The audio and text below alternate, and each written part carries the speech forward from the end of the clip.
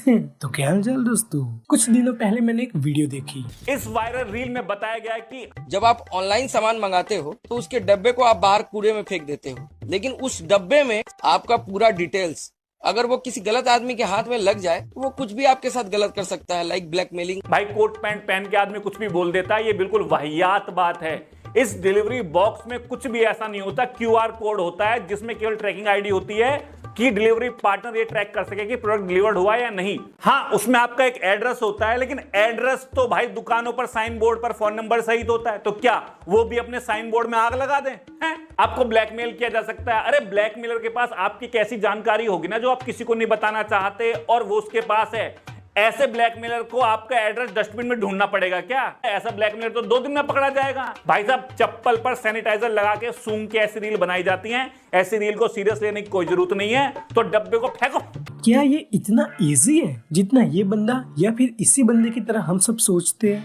आओ थोड़ा अच्छे से समझते हैं। चलो एक एग्जांपल देता हूँ। मैं एक सोसाइटी में रहता हूँ। यहाँ पर स्पेसिफिक कोई दरवाजा नहीं है, लाइक जो मेन डोर होते हैं ना फ्लैट्स में, वैसे काइंड ऑफ ओपन सोसाइटी। अब मुझे नहीं पता कि ये वर्ड इसके लिए कितना सही है। ओके, तो शॉर्ट में यहाँ से कोई भी आ और जा सकता है। तो अब यहाँ पे 1-2 स्पेसिफिक आइटम बेचने वाले दोपहर को आते थे और ऐसे टाइम पे आते थे जब कोई यहाँ पे होता ना हो, मतलब कि जॉब पे गए हो या कहीं पे भी, है कि नहीं, और या फिर लोग सोए होते थे। तो हमारी सोसाइटी वालों ने उन्हें मना कर दिया कि इस टाइम पे मत आया करो वरना घुसने नहीं देंगे। अब इस चीज पे तुम लोग क्या सोचते हो, मुझे बताओ कि ऐसा क्यों किया? समझ आया? चलो इसका ही एक सिमिलर एग्जांपल देता हूँ। ठीक है, मैंने न्यूज में देखा था कि एक जगह पे चोरी हुई है। और चोरी हुई कैसे? चोर ऐसे ही सेल्समैन या फिर ऐसे कुछ बहाने से आते थे सोसाइटी में और सब कुछ नोटिस करते थे कि किस टाइम कौन से घर में क्या होता है, कौन सा घर बंद होता है, कौन से घर में कितने लोग होते हैं, ये सब। तो ये जो चोरों ने चोरी करने के लिए सबसे पहले चीज की, उसको हम कहेंगे रिसर्च एंड डेटा कलेक्शन। अब थोड़ा समझ आ रहा है? अब आते हैं वीडियो पे। इस इंसान की चैनल का नाम है टेक्निकल दोस्त और ये इंसान ऐसी बातें कर रहा है। तो इस टेक्निकल फॉल्ट को मैं बताना चाहता हूँ कि अगर कोई जानने पे आए ना तो वो बस तुम्हारे नाम से क्या क्या कर सकता है ये तुम्हें नहीं पता होगा। और यहाँ तो पूरे एड्रेस की बात चल रही है। और ये जो तुम शॉप्स की बात कर रहे हो ना, हाँ, उसमें आपका एक एड्रेस होता है, लेकिन एड्रेस तो भाई दुकानों पर साइन बोर्ड पर फोन नंबर सहित होता है। तो क्या वो भी अपने साइन बोर्ड में आग लगा दें? हैं? यार वो शॉप वाला खुद चाहता है, तुम समझ नहीं रहे हो, वो खुद चाहता है अपनी शॉप पे आए तो उसे एड्रेस देना पड़ेगा। ये चीज उसके लिए वल्नरेबल नहीं है, समझो। अगर तुम कुछ चीज ओपन करोगे शॉप जैसी तो तुम अपना एड्रेस दोगे, पर तुमने हमें या किसी को अपने घर का एड्रेस नहीं बताया। यही एक डिफरेंस है, समझो। मतलब टेक्निकल कैसे यार, छोड़ो इसे। तो दोस्तों अब अपनी बात करते हैं। जो आप सीधा बिना पढ़े एक्सेप्ट कर लेते हो ना या फिर परमिशन ग्रांटेड कर देते हो, आपको पता भी है कि वो आप क्या कर रहे हो। आपका बस एक क्लिक आपके पूरे डेटा को विद इन सेकेंड्स सर्वर्स पे भेज देता है। आप शायद हर दिन प्ले स्टोर ओपन करते होंगे और ऐप को इंस्टॉल करते होंगे, पर आपके ऐप के जस्ट नीचे एक डेटा सेफ्टी नाम का ऑप्शन आता है। आपने कभी उसे चेक किया है? वहाँ पे आपको दिखाता है कि आप जो ये ऐप इंस्टॉल कर रहे हो वो आपको डेटा को कैसे मैनेज करता है, क्या वो किसी थर्ड पार्टी को शेयर करता है, ये कौन सी चीजें आपसे कलेक्ट करता है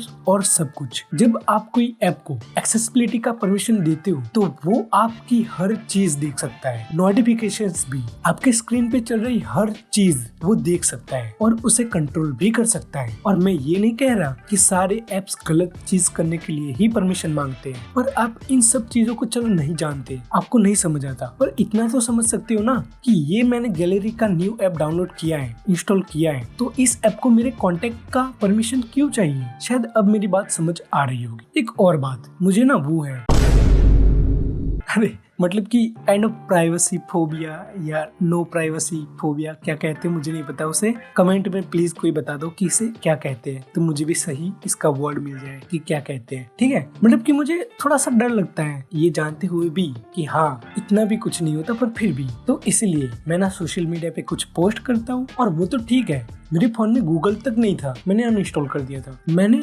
मैक्सिमम हद तक शायद फोन को डी गूगल कर दिया था और ओपन सोर्स बना दिया था, पर फिर कुछ कामों के लिए गूगल ऐप होना ही चाहिए तो मैंने वापस इंस्टॉल किया। और फिर जब मेरा काम खत्म हुआ तो मैंने गूगल की सारी परमिशंस हटा दी, सारी मतलब सारी। ठीक है, फिर थोड़ी देर बाद मैंने देखा तो सारी परमिशंस गूगल को वापस मिल गई थी। और तुमने वो फेमस सेंटेंस तो सुना ही होगा कि आज मैंने इस चीज के बारे में बात की और अगले ही पल मुझे उससे रिलेटेड एड्स आने लगी, है कि नहीं। पर दिक्कत परमिशन और एड्स में भी नहीं है, मेन दिक्कत आती है अब, जिसकी मैं बात करने जा रहा हूँ। चलो मानते हैं कि मैं अपनी महिला स्त्री मित्र से उसके बागीचे के फूल की पिक तथा वीडियो मांगता हूँ। अब स्टेप 1, मेरी महिला स्त्री मित्र जो कि वुमन है, गर्ल है, क्षमा कर देना, पर जो भी है वो, तो अधिकतम चांसेस है कि वो पिक एवं वीडियो नॉर्मल कैमरा से नहीं लेगी, वो यूज करेगी Snapchat, beauty cam, filter cam और ना जाने कौन से कैम ऐप। स्टेप 2, वो तुम्हें वन टाइम में वो फाइल्स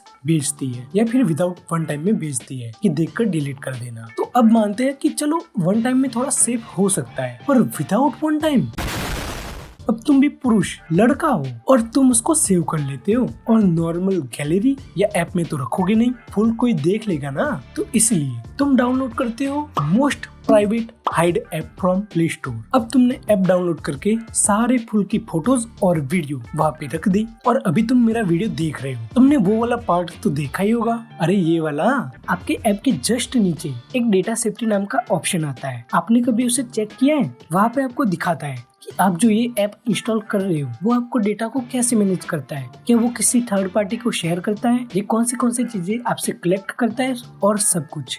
और ये मत समझना कि तुमने तो एक ही पिक उस ऐप में डाली थी तो सिर्फ वही एक पिक होगी उस ऐप के पास, तो ना, ऐसा नहीं है। तो तुमने अलाउ ऑल किया था, मतलब कि तुम्हारा हर एक वीडियो, हर एक फाइल और मीडिया फाइल वो ऐप देख सकता है।